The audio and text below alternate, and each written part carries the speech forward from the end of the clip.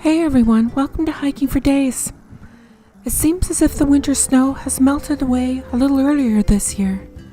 It's a great occasion to tempt fate a little and head to North Bay in Ontario and try and cycle to the village of LAVIGNE on the Trans-Canada Trail.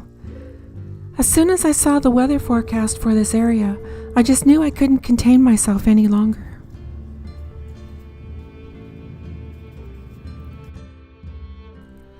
As we make our way along North Bay's waterfront to our starting point, we kindly ask you to keep a lookout for the wandering like button and gently nudge it into the waters of Lake Nipissing. Your help truly makes a world of difference to us.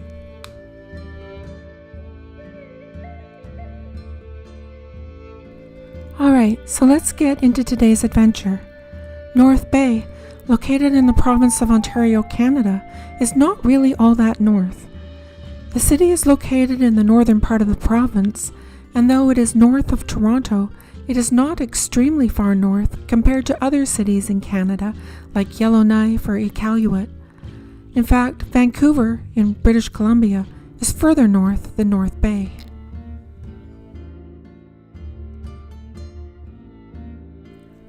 North Bay is named for its location on the northern shore of Lake Nipissing. It's situated on the bay at the northern end of the lake, and hence the name North Bay.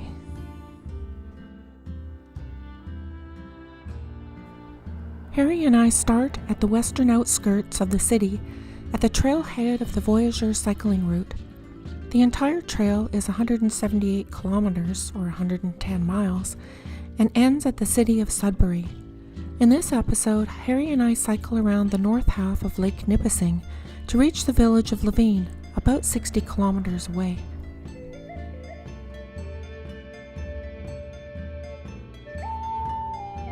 Imagine the thrill of setting off on your bike, only to find that the off-road pavement vanishes into thin air a minute later. And then you have no choice but to go on the highway for the next 30 kilometers.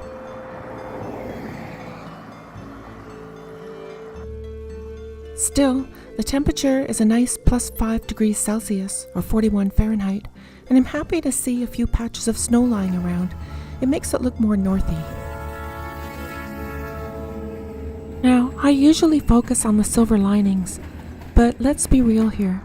This trail raises some red flags, and I don't recommend cycling the first 30 kilometers of this one. This is a highway with fast, heavy traffic and loose gravel road shoulders.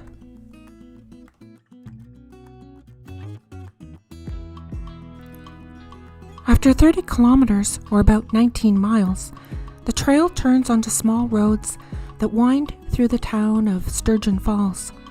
So today marks my debut with a GoPro camera, still getting the hang of filming and editing, but thrilled by the improved clarity and easier controls. The GoPro images of me holding the handlebars makes it seem like I'm deeply immersed in a bike simulation game, but hopefully I can edit it out or take pictures from a better angle in the future.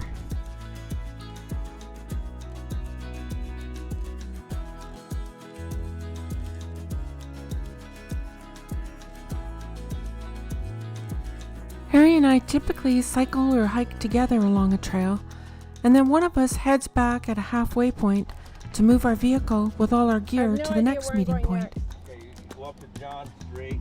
Okay. You turn left, and then you cross the bridge. All right. So how far is John Street? Do we know?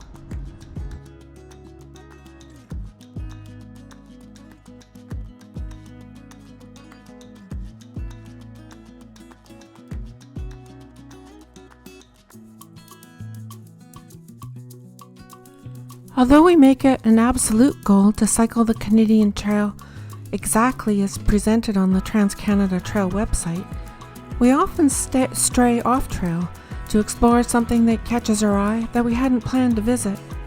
In Sturgeon Falls, we followed several of these whims of ours and discovered some cool stuff. First, we followed a mysterious driveway that led to a small parking area with a most satisfying view over the town.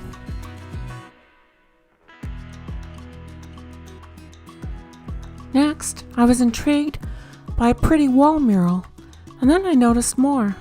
And the more I found, the more I could see on the next street. and soon I was running around looking for these like I was at a treasure hunt and happy to discover so many beautiful murals. Many indoor walls were painted as well. For example, here at Chez Angèle, a home-style restaurant on Main Street, the walls are particularly striking.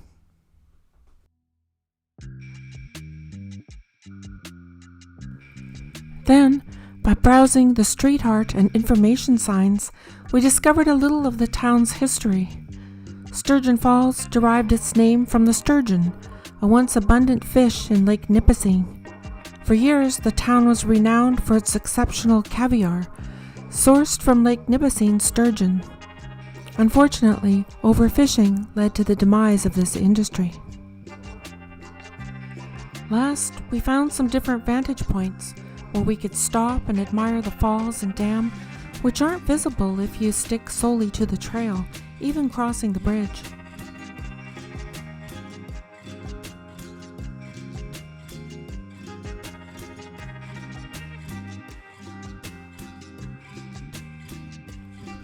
Departing from Sturgeon Falls, we cross the highway and cycle through picturesque farms, woodlands, and some fascinating and colorful rock outcrops where elegant lichens are right at home.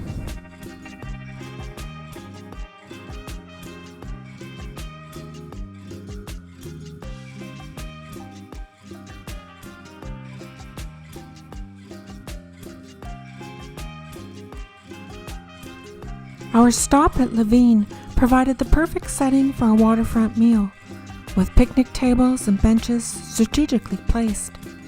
Additionally, public barbecues, cottages, camping facilities, and a summer boat launch are available for visitors. We ended this leg of our journey here at the end of winter, and then returned 2 weeks later to cycle the next leg of our journey, which starts at this same place that we left off. You can see how the park changed in such a short time.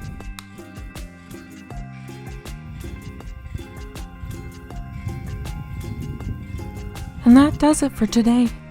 Join us in the next episode as we continue our journey along the Voyageur route to Sudbury, where the trail concludes.